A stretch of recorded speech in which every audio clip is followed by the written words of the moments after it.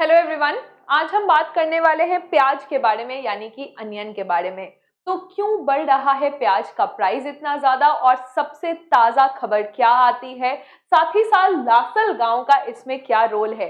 मेरा नाम है कीर्ति पांडे और आप देख रहे हैं खबरें इन डेप्थ। तो हम इन डेप्थ में समझेंगे अनियन, प्याज का रोल हमारे इकोनॉमी में, साथ ही साथ हमारे डिप्लोमेसी में भी प्याज का काफी ज्यादा रोल है, और ट्रेड को कर दिया है गया है बैन। तो आए इसको समझते हैं। सबसे पहले तो हम ये समझें कि अनियन यानी कि प्याज, प्याज पे न्यूज क्या है। तो प्याज पे न्यूज ये है कि मार्च 2024 तक भारत अब प्याज का निर्यात नहीं कर सकता है, यानी एक्सपोर्ट कंप्लीटली बैन कर दिया गया है। ये खबर आई है directorate general of foreign trade से, यानी कि DGFT से ये खबर आ चुकी है कि प्याज के ट्रेड को पूरी तरह से इसका एक्सपोर्ट बैन कर दिया गया है। सिर्फ 3 ही ऐसे एक्सेप्शंस हैं। अगर प्याज ऑलरेडी जहाज पे यानी शिपिंग जो होती है उस पर चढ़ा दिया गया है तो अब उसको कंटिन्यू किया जाएगा, उस पर बैन नहीं है। अगर ऑलरेडी लोडिंग के लिए दे दिया गया है, यानी कि जो स्टॉक होता है, जो भंडार घर होता है, और एक्सपोर्ट करने के लिए उसको लोडिंग चढ़ा दी गई है, तो भी इसको बैन नहीं माना जाएगा। और साथ ही साथ अगर उसको खेप में, जो पूरा प्याज का खेप है वो कस्टम को ऑलरेडी दे दिया जा चुका है, सौंप दिया जा चुका है, तो ये 3 केस है जिसमें प्याज आगे गो कर सकता है, दूसरे देश जा सकता है। लेकिन अब इसके बाद आगे प्याज का एक्सपोर्ट पूरी तरह से बैन कर दिया गया है। तो आइए समझते हैं न्यूज को, बात क्या है। तो देखिएगा, जो अनियन है, जो प्याज है, वो एक्चुअली दोनों ही है। खरीफ फसल भी है और राबी फसल भी है।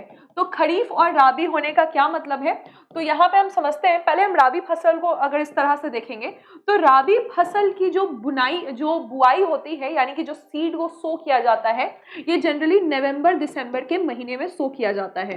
तो नवंबर के दिसंबर महीने में ये सो किया गया, और इसकी जो हार्वेस्टिंग होती है यानी कि कटाई होती है, वो मार्च अप्रैल के महीने में इसकी कटाई होती है। तो ये जो पूरा सर्कुलेशन था ये चल रहा था। अब इसी बीच में क्या हुआ कि अनइक्वल डिस्ट्रीब्यूशन ऑफ रेनफॉल, यानी कि किसी महीने ज्यादा रेनफॉल हो गया, किसी महीने रेनफॉल की आपूर्ति पूरी तरह से नहीं हो पाई। तो जो फसल थे, जो पूरा क्रॉप निकला प्याज का, उसकी क्वालिटी काफी ज्यादा गिरी हुई थी। तो पहले क्या होता था कि जब इस समय कटाई हो जाती थी, अप्रैल के महीने तक कटाई हो जाती थी, तो इसको जनरली स्टोरेज में, यानी जो कोल्ड स्टोर का जगह है वहां पे से स्टोर कर लिया जाता था। लेकिन इस बार क्या हुआ कि क्रॉप की क्वालिटी कम होने के कारण किसानों ने ज्यादातर फसलें कम दाम पे बेच दी। तो यानी प्याज को कम दाम पे ऑलरेडी स्टॉक से खाली कर दिया गया। अब क्या हुआ, सालों भर इसका बहुत ज्यादा डिमांड है। सालों भर डिमांड होने का कारण क्या है, क्योंकि प्याज को ऑलमोस्ट, ये एक स्टेपल क्रॉप है। स्टेपल क्रॉप यानी कि ऑलमोस्ट हर चीज में, हर घर में प्याज का इस्तेमाल किया जाता है। और किसानों ने ये लाल कांदा को पूरी तरह से स्टॉक खाली कर दिया, यानी कि स्टॉक था ही नहीं। और आगे जैसे जैसे डिमांड बढ़ता गया तो सप्लाई कम कम हो गया। अब जो सेकेंड राउंड होता है वो होता है खरीफ फसल का, यानी कि अगस्त के महीने में इसको सो किया जाता है, और अक्टूबर नवंबर के महीने में इसकी हार्वेस्टिंग होती है।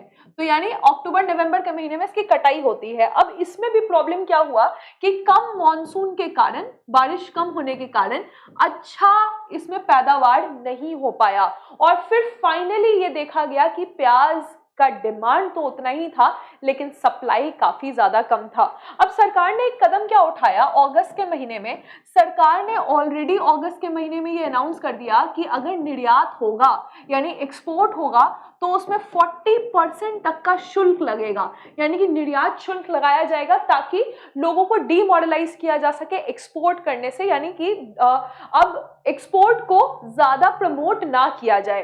तो इस कारण से यहाँ पर एक्सपोर्ट में ऑलरेडी 40% तक का शुल्क लगाने की बात की गई थी। अगर पूरी तरह से हम वर्ल्ड अफेयर्स को देखते हैं तो वर्ल्ड अफेयर में फिलीपींस से ये शुरुआत हुई थी। फिलीपींस में जब मॉनसून की कमी आई या वहां बहुत टाइफून आया तो फिलीपींस में प्याज का पैदावार कम हो गया, और फिलीपीन और जैसे भी साउथ एशिया के जितने भी देश हैं तो ज्यादातर वो अपने जायके में प्याज का इस्तेमाल करते हैं।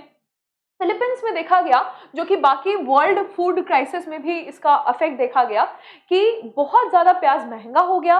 फिलीपीन में पेसो चलता है, तो अप्रैल 2022 का अगर हम डेटा देखेंगे तो 70 पेसो, जो कि करीबन इंडियन रुपी में 105 था, और दिसंबर 2022 का अगर हम डेटा देखेंगे तो 700 पेसो हो गया इसका प्राइस जो कि इंडियन रुपीज में 3512 था, यानी जितना वो खरीद रहे थे उसमें अब उनको सिर्फ 1/4 ऑफ द प्याज ही मिल पा रहा था मार्केट से। यहाँ तक कि ये कहा गया कि मीट से भी ज्यादा एक्सपेंसिव हो गया था फिलीपींस में प्याज।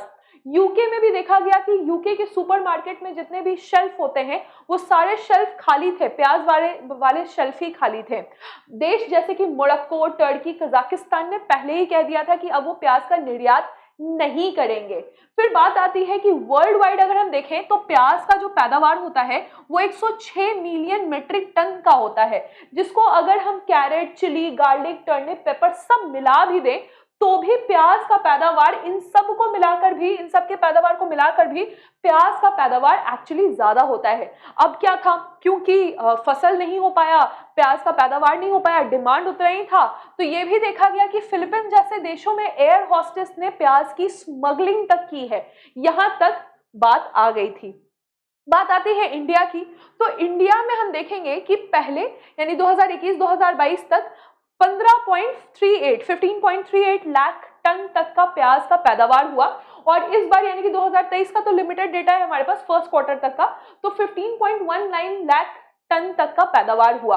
और हम क्या करते हैं जनरली, तो भारत में 250 लाख तक का अगर यहाँ पे पैदावार होता है तो 160 तक हम कंज्यूम करते हैं और बाकी हम एक्सपोर्ट करते हैं, यानी कि अपने पैदावार का करीबन 10% तक हम एक्सपोर्ट करते हैं। एक्सपोर्ट हम किस देश में करते हैं, तो हम बांग्लादेश में एक्सपोर्ट करते हैं, और अपने जो आसपास के देश हैं जैसे कि नेपाल हो गया, भूटान हो गया, श्रीलंका हो गया, मालदीव्स हो गया, तो ये सारे देशों में हम प्याज को एक्सपोर्ट करते हैं। तो अब आप समझ रहे हैं कि इंडिया जो है वो प्याज के पैदावार में यानी कि अनियन प्रोडक्शन में सेकंड सबसे बड़ा देश है।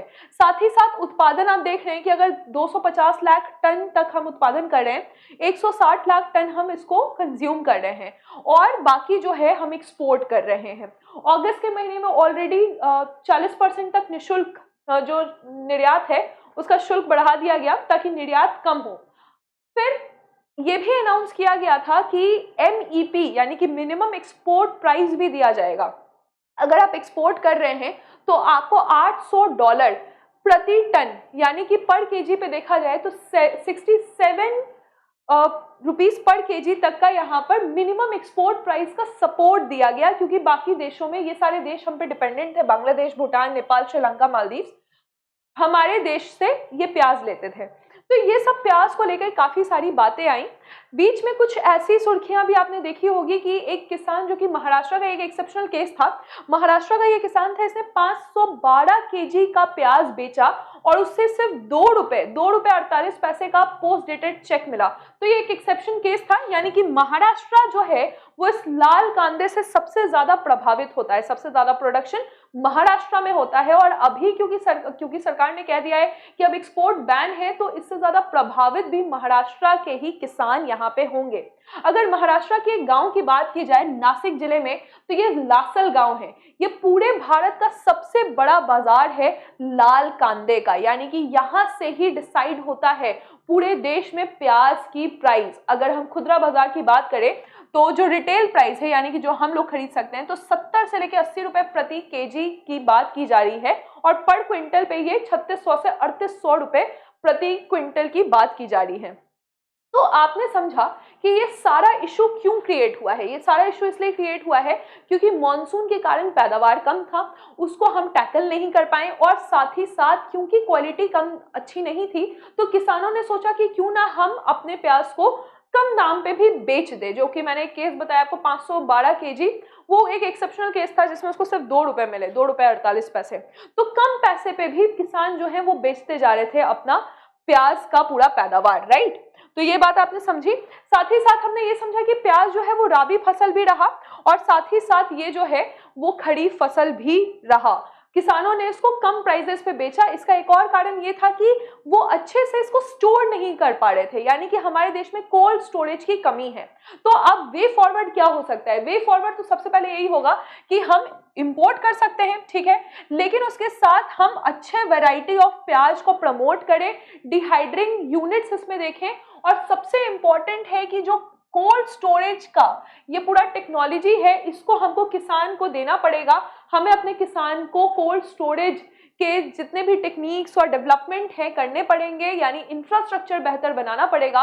और साथ ही साथ अब तो सरकार ने ऑलरेडी कह दिया है कि मार्च 2024 तक हमारे देश से प्याज को एक्सपोर्ट नहीं किया जाएगा। आपको क्या लगता है कि अगर हमारा प्रोडक्शन कम है और हमने जो इतने साल से सप्लाई चेन बना रखा है, इतने सारे सप्लाई चेन हमारे पास, बांग्लादेश है, भूटान है, नेपाल है, तो क्या ये सप्लाई चेन पर बाधा डालनी चाहिए? और इससे ये जो छोटे छोटे देश है इनके बाजार पे क्या प्रभाव पड़ने वाला है? So this is all about today's session.